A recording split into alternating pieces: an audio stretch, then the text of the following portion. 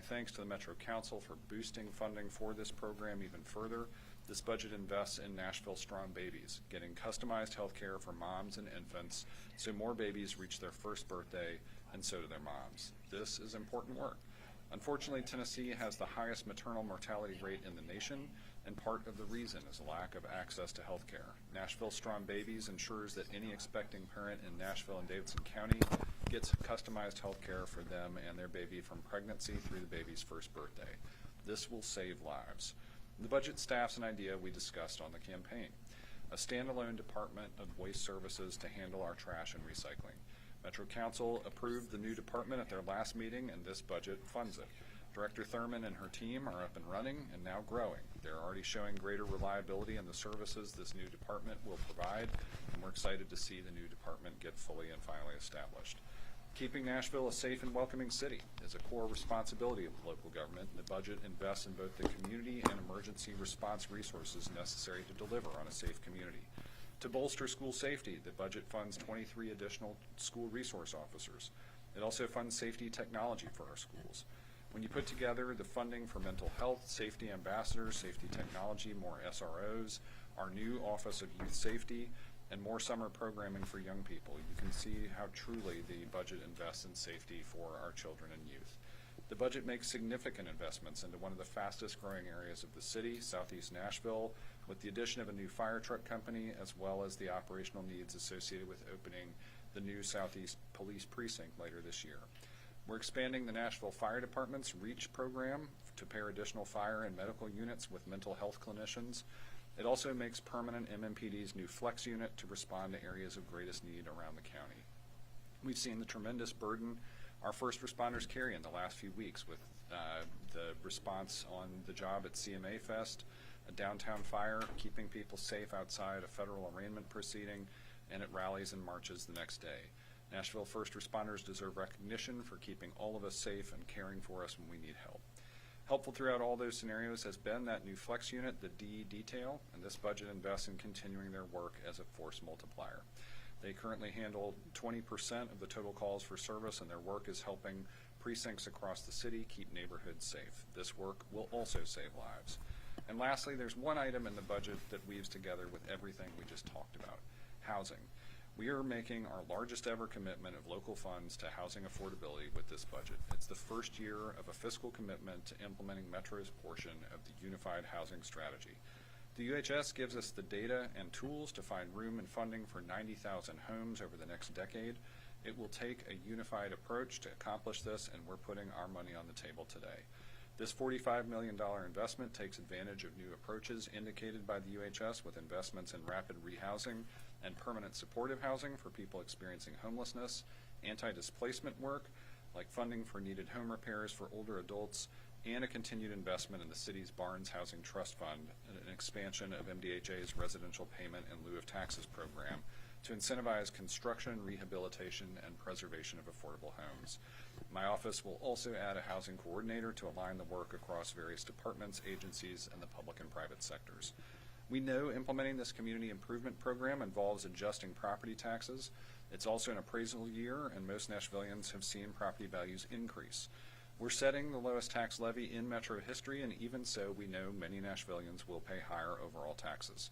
Still, the average homeowner in Nashville will pay considerably less than many of our neighboring communities. And as a reminder, if you feel your property assessment is inaccurate, you can still schedule an appointment to file a formal appeal through 4 p.m. on June 27th. You may choose to file your formal appeal to the Independent Metro Board of Equalization or their hearing officers, and you can learn more at padctn.org.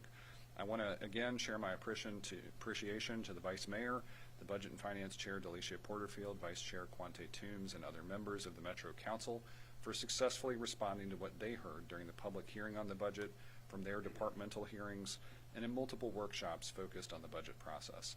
As last year, they took our starting point and successfully refined it to reflect shared priorities with an emphasis on employee pay. With that, let's get this budget signed, and I'd like to welcome everyone in the room who played a part in this process to gather around as we sign the fiscal year 2026 operating budget, and I'll be happy to take some questions after that.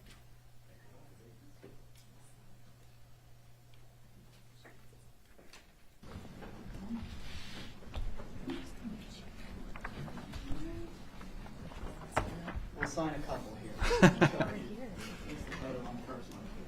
Let Michael get in place. All right. Michael, just tell me when.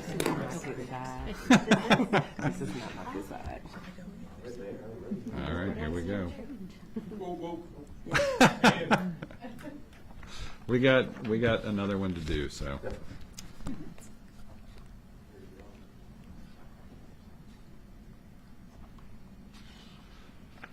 Alex, you can tell me when to stop. We got 5 of them in case we all get I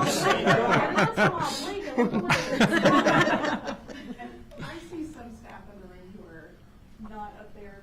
Brian, me, I think, yeah, Brian and Dave should be up here. Come on, Dave. Yes. Brittany had folks out in the community talking about this, so. Kendra's welcome to come up here if she would. Kendra.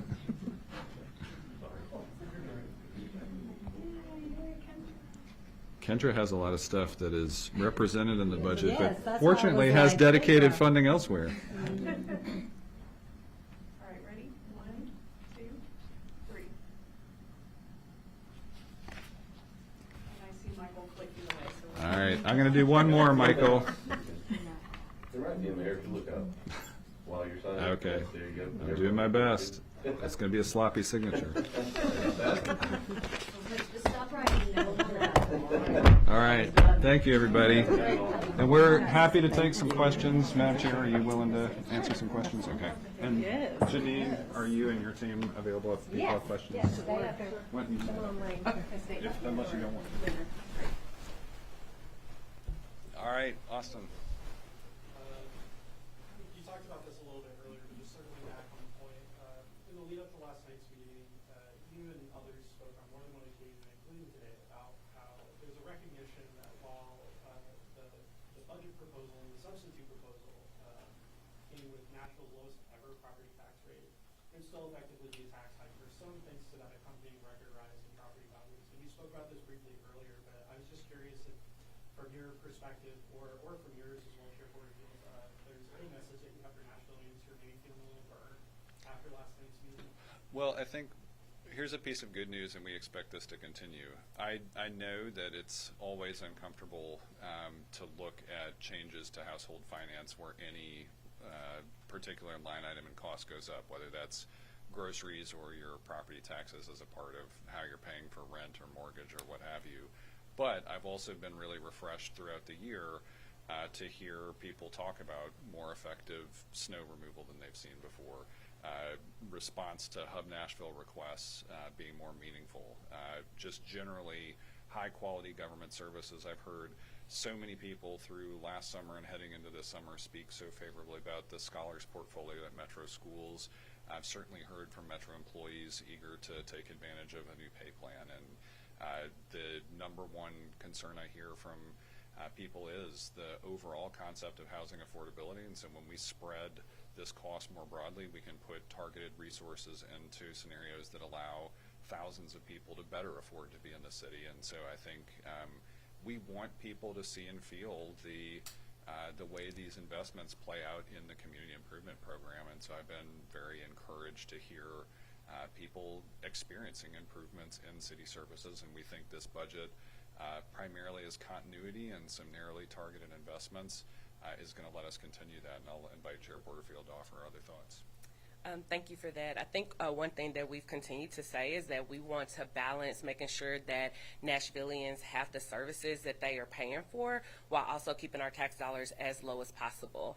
And our government is structured in a way where there are checks and balances, so we trust the work of our finance department and the recommendation of the finance department. It also goes through the lens of the mayor's office. It also goes through the lens of the Metro Council. So even our most conservative members of the council were looking through this budget and had a very hard time finding cuts without completely dismantling and defunding our public education system as well as vital city services.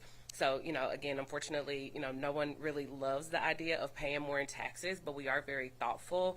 Historically, I believe we've only raised taxes 4 times. We've lowered taxes, but people may be paying a higher tax rate about 4 times in the last 20 years. And I do think that we have put some very financially responsible and fiscally responsible policies in place so that we could look at moving forward what that looks like when we will potentially have to do another increase.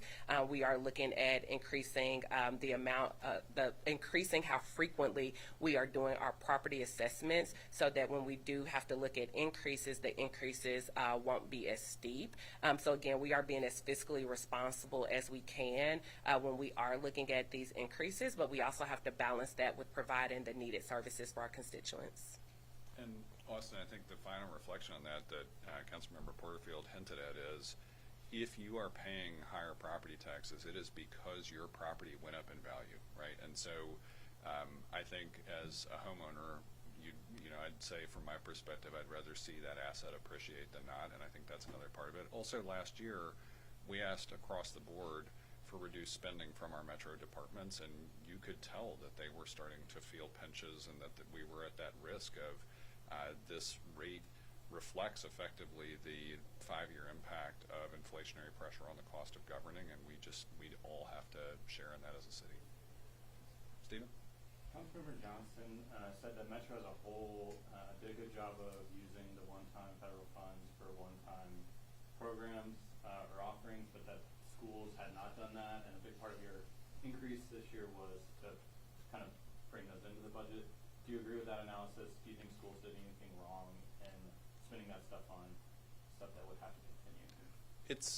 I think there are a couple different ways to look at it. On the one hand, schools took some approaches to expand programs that we had wanted to expand. Universal school nurses was a long-time goal of Metro, and they took the opportunity to create that. It has been effective. I think we want to continue it.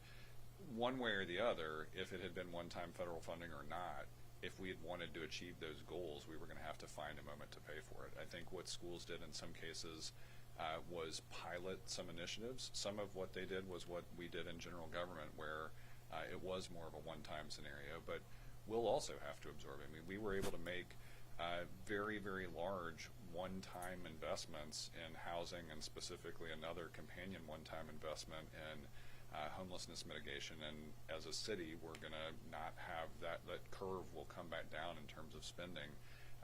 And so the things we want to maintain will have to be paid for one way or the other. I don't know that they made a mistake. I think they took a more expansive approach to piloting some things, but I will say they've also been able to clearly demonstrate the return on those investments, and they've been able to build a public argument that we agreed with, that we should continue them.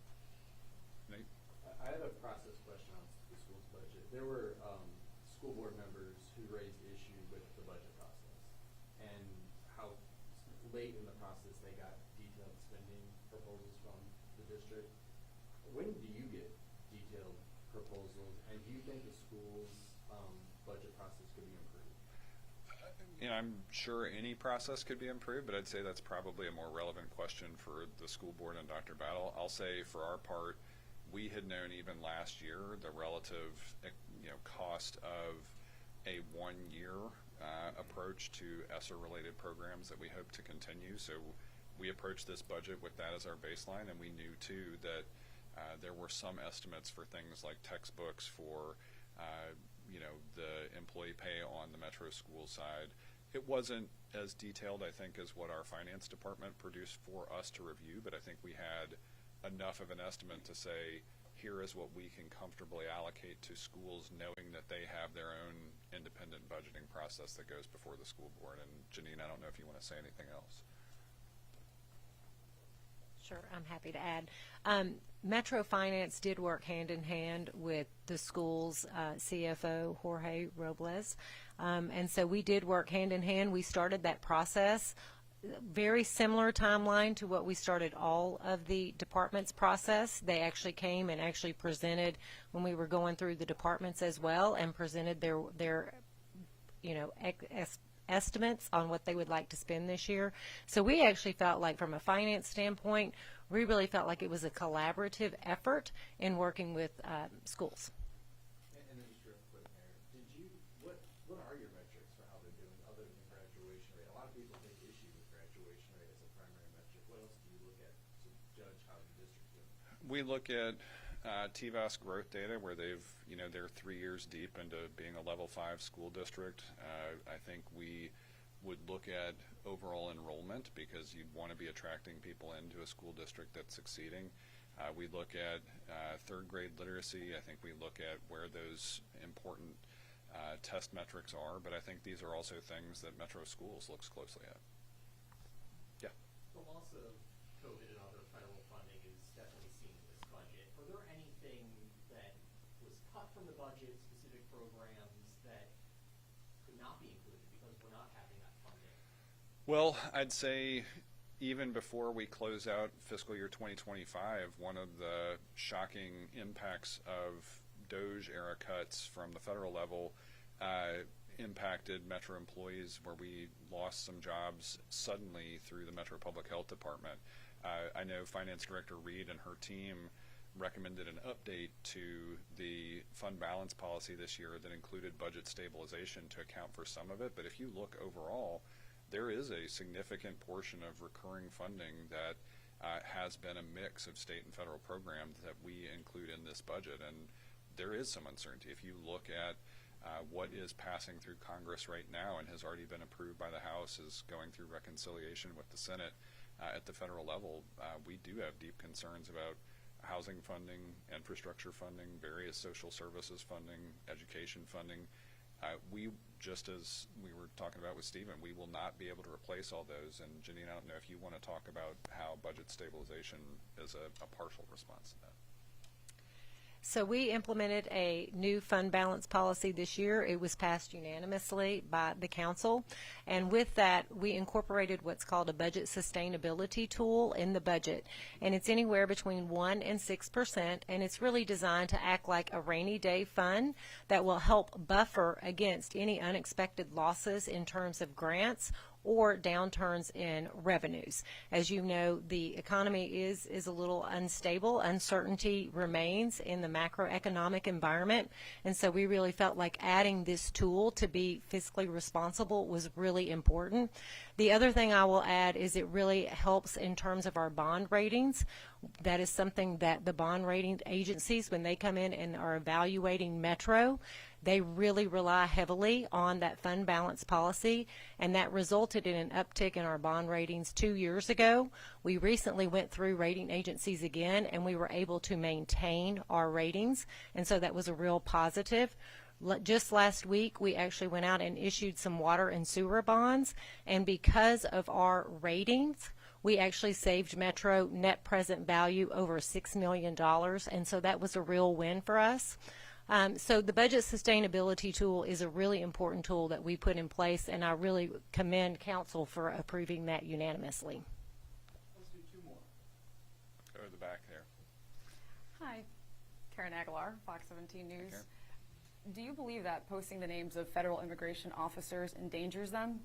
Well, this was really an issue where they were already part of a public record by being in Department of Emergency Communications calls, so I don't think it puts them at additional risk, but it's also not an intention of the executive order under which those names were released. So if it doesn't put them at additional risk, why did your office decide to remove the names?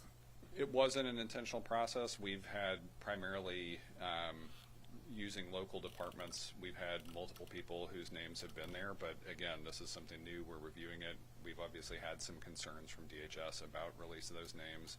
They would still be discoverable, but that was not an intent of the executive Do you order. understand the concerns of DHS when they're talking about endangering federal immigration officers by posting the names? I understand the concerns, but it's not a process that I would characterize as doxing. It was an unintentional release of names that were already part of a public record. So would you agree with them that releasing the names endangers them, or was it just to kind of appease I wouldn't HSI? say it was an endangerment process. I would say they may have some concerns. I'm far more concerned about the overall dynamic we have about unmarked, unidentifiable, masked people whisking people into vehicles. I think that's a bigger concern. Okay, and Thanks, everybody.